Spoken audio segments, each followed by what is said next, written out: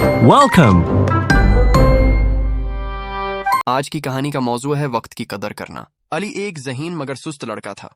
ہر کام کو کل کر لیں گے، ہوم ورک، کتابوں کا مطالعہ یا دادا جان کے ساتھ کوئی کام، سب کچھ مؤخر کر دیتا۔ ایک دن دادا جان نے اسے بلایا اور کہا، بیٹا میرے ساتھ باغ میں چلو۔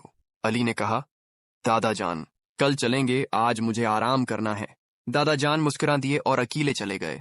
اگلے دن علی باغ میں گیا تو دیکھا کہ ایک پودا سوکھ چکا ہے۔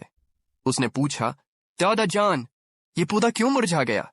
دادا جان نے نرمی سے کہا، میں کل چاہتا تھا کہ تم پانی دے دو مگر تم نے ٹال دیا، وقت پر پانی نہ ملا تو پودا مرجھا گیا۔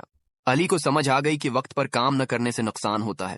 دادا جان نے مزید کہا، بیٹا وقت ایک خزانہ ہے، جو ایک بار گزر جائے تو واپس نہیں آتا۔ جو وقت کی قدر کرتا ہے کامیاب ہوتا ہے۔ اس دن کے بعد علی نے سستی چھوڑ دی۔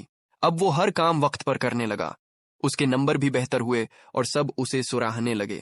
سبق: وقت کی قدر کرنا کامیاب زندگی کی کنجی ہے۔